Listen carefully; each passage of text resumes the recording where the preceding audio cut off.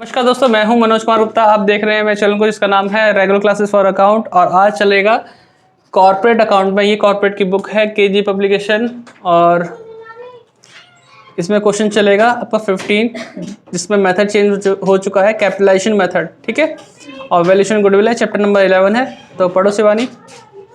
A company desires to sell its business to another company has earned in the past an average profit of 3 lakhs per annum.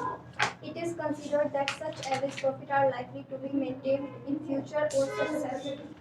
That A director's fees of 20,000 per annum will not be payable by the purchasing company. B rent of building at 40,000 per annum will not be paid by the purchasing company.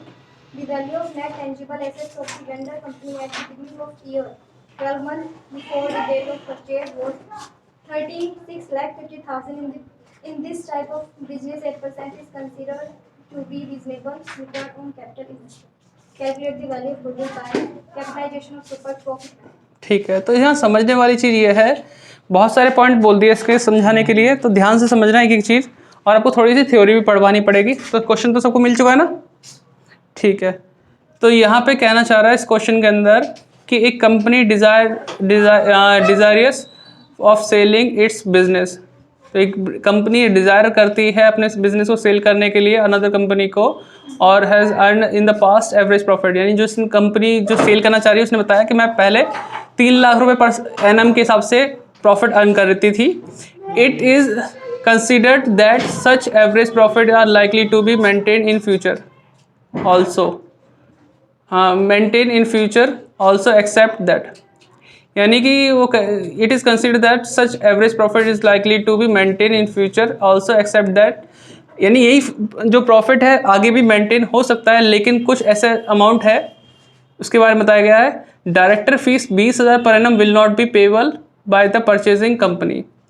मतलब जो seller company वो तो 3 लाख के लिए बता रही है कि आगे भी 3 लाख कमाया जा सकता है, लेकिन जो परचेजर कंपनी है वो कुछ बातें बता रही है कि डायरेक्टर फीस उसे नहीं देनी पड़ेगी। जो परचेज कर रही है कंपनी, उस कंपनी को डायरेक्टर फीस नहीं देनी पड़ेगी। जब भाई डायरेक्टर जब कंपनी में बनता है तो उसको फीस देनी पड़ती है हर साल की। अब वो पैसे नहीं देने पड़े तो कंपनी का तो बचाव हो गया ना, तो सर उसका पैसा बच गया, तो सर एवरेज प्रॉफिट तो बढ़ जाएगा।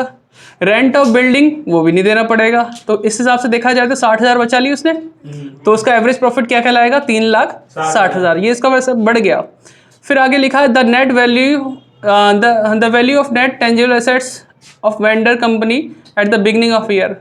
तो नेट टेंजिबल एसेट्स बोली जाए या कैपिटल एम्प्लॉयड बोला जाए, एक ही बात है। नेट टेंजिबल एसेट निकालने का फॉर्मूला सेम होता है और कैपिटल एम्प्लॉयड का भी सेम होता है फॉर्मूला। और ये क्या बोला उसने? बिगिनिंग ऑफ द ईयर, मतलब साल के स्टार्टिंग की बोल रखा है। बिगिनिंग यानी ओपनिंग कैपिटल एम्प्लॉयड दे रखा है एक तरह से हमें। और कितना है ओपनिंग कैपिटल एम्प्लॉयड? 36 लाख। हाँ, अगर ओपनिंग कैपिटल एम्प्लॉयड दे रखा हो तो हमें एवरेज कैसे निकालना पड़ेगा?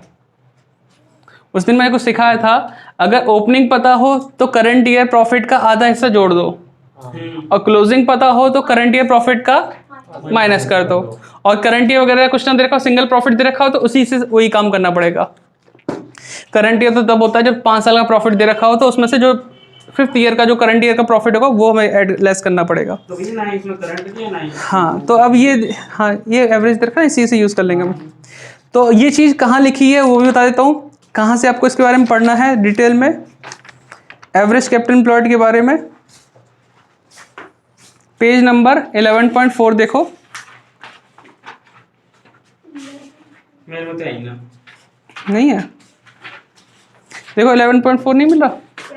मिल गया? हाँ, तो 11.4 में दिखाता हूँ मैं आपको। यहाँ पे लिखा हुआ है फर्स्ट पॉइंट, पढ़ना जरा बेटा इसका first point, average capital employed. Atul पढ़। Average capital employed may be calculated by taking the means of the capital employed at the end of the year and that employed in the beginning of the year. That's why लिखा है opening capital employed plus closing employed divide by 2। कहने मतलब average capital employed कैसे निकाली जाती है? जब opening और क्लोजिंग दोनों को जोड़ के डिवाइड बाय 2 कर दो तो उससे निकल जाता है। लेकिन आगे कुछ और बोला है,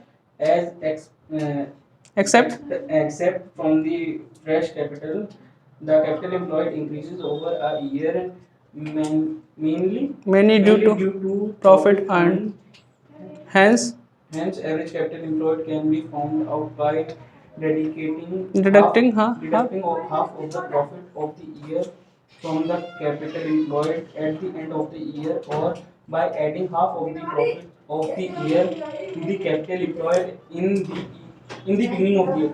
मतलब सेम वही लाइन बोली है, अगर कैपिटल बिगनिंग वाला एम्प्लॉयड दे रखा है तो उसमें हाफ करंट ईयर वाला प्रॉफिट का हाफ हिस्सा जोड़ देना, और क्लोजिंग दे रखा है तो हाफ हिस्सा माइनस कर देना, जो मैं बात बोला था। अब क्वेश्चन पे आते हैं अपने। तो ना ही ये समझेंगे, ना ही क्लोजिंग है और ना ही इसमें हमें एवरेज प्रॉफिट दे रखा है और ओपनिंग कैपिटल एम्प्लॉयड दे रखी है, तो इसे सॉल्व करते हैं। बस ये ना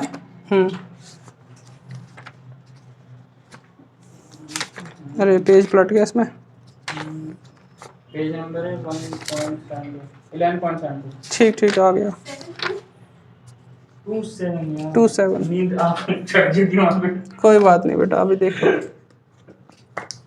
तो क्वेश्चन नंबर हमारा है यहाँ पर 15, इसे बंद कर देता हूँ, ठीक है। 15 क्वेश्चन जिसमें हमें क्या क्या गिवन दे रखा था, एवरेज प्रॉफिट गिवन है 3 लाख रुपए जो गिवन है फिलहाल, तो है ना।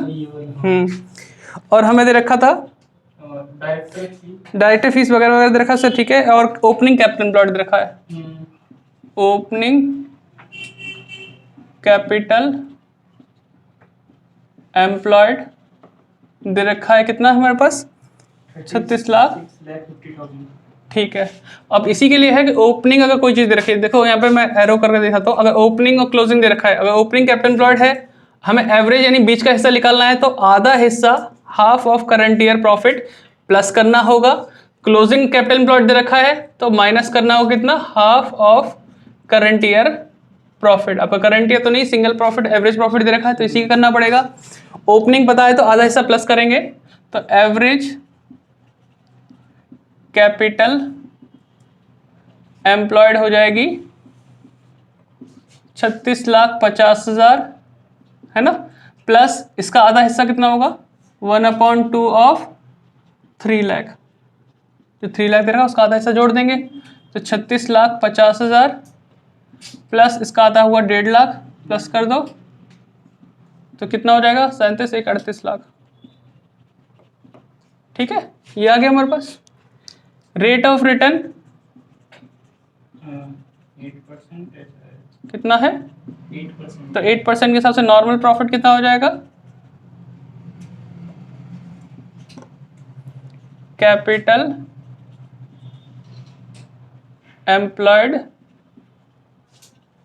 इंटू % अपॉन 100, तो 38 लाख इंटू 8 अपॉन 100 कितना होता है बेटा, सॉल्व करना। 3,04,000। 3 लाख, इसका आंसर है, ठीक है, ये 4,000 आ गया।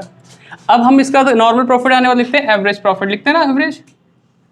एवरेज हमें कितना दिखाई दे रहा है ऊपर फिलहाल, पुरानी कंपनी का एवरेज प्रॉफिट किसका, जो हमारे जो वेंडर है उसके लिए दे रखा है, जो कंपनी अपनी कंपनी को बेचना चाह रहा है उसका प्रॉफिट इस समय 3 लाख है, लेकिन परचेजर कंपनी क्या बोलती है, तुम्हारा तो प्रॉफिट 3 लाख है, लेकिन जब हम आपकी कंपनी खरीद लेंगे तो हमारी कुछ बचत हो जाएंगी। बचत क्या होगी, डायरेक्टर फीस नहीं देने पड़ेगी, डायरेक्टर उनका खुद का है, ऐसा मान लो जो भी लाइन होगी उनके यूज़, तो डायरेक्टर के कितने पैसे बच रहे हैं, 20,000 रुपये। ये चीज पहले क्यों नहीं करी? पहले तो सिर्फ पुरानी कंपनी वेंडर के हिसाब से सोचा ना, वेंडर के कितना प्रॉफिट हो रहा है, जो कंपनी अपनी कंपनी को बेच रहा है उसका प्रॉफिट, एवरेज प्रॉफिट कितना है 3 लाख, और ये ओपनिंग कैपिटल कितना है उसका 36,50,000। अगर एवरेज निकालना है तो उसका आधा हिस्सा मैं इसमें प्लस कर दूंगा, लेकिन जो कंपनी खरीद रहा है उसके हिसाब से देखा जाए एवरेज प्रॉफिट कितना होना चाहिए, तो वो कंपनी खरीदेगा तो वो भी तो देखेगा हिसाब लगा के कि मैं जब तुम्हारी कंपनी खरीद लूंगा तो ये तो मुझे प्रॉफिट होगा ही होगा, प्लस कितना मैं और सेविंग कर सकता हूँ। तो उसने कहा कि 20,000 रुपये मुझे नहीं देने पड़ेंगे डायरेक्टर फीस के, चलो बच के 40,000 बिल्डिंग का नहीं देना पड़ेगा, बिल्डिंग ही उसकी खुद की होगी, शायद कुछ भी हो सकता है उसमें, रेंट नहीं देना पड़ेगा, तो कितना पैसा बचा लिया ये दोनों, तो ये ऐड हो जाएगा तो 3,60,000 एवरेज प्रॉफिट कहलाएगा उस समय। अब वही सिंपल सी चीज़ है, कैसे, AP माइनस NP, मतलब average profit minus normal profit, तो एवरेज प्रॉफिट कितना था 3,60,000 माइनस नॉर्मल कितना है 3,04,000, कितना डिफरेंस आएगा 56। इतना तो हमने पहले भी सीखा है, लेकिन कैपिटलाइजेशन मेथड दे रखा है तो उसमें एक लाइन लिखी, calculate the value of goodwill by capitalisation method of super profit. Capitalisation method में दो मेथड होते हैं, सुपर प्रॉफिट से कर लो या एवरेज प्रॉफिट से कर लो। यहाँ सुपर प्रॉफिट का नाम लिखा है तो सुपर प्रॉफिट से करेंगे, अगर नाम नहीं लिखा होता तो जो हमें अच्छा लगता है उससे करते हैं। ठीक है, फिलहाल सुपर से करेंगे तो सुपर प्रॉफिट आ गया। अब फॉर्मूला लगता है इसमें गुडविल का, super profit into 100 upon percentage, कोई नॉर्मल रेट ऑफ रिटर्न जिसका मतलब ये परसेंटेज लिख रखा है। तो सुपर प्रॉफिट कितना था 56,000 इंटू 100 अपॉन 8%, तो कितना हो जाएगा, आ रहा है 7 लाख रुपए। ठीक है, तो इसे ऐसे है हिसाब किताब। तो बस नई चीज़ हमने जो सीखी है कि क्लोजिंग कैपिटल हो तो हमें माइनस करना होता है, ओपनिंग हो तो आधा हिस्सा प्लस करना पड़ता है उसी एवरेज प्रॉफिट का, तो हमने वो कर दिया।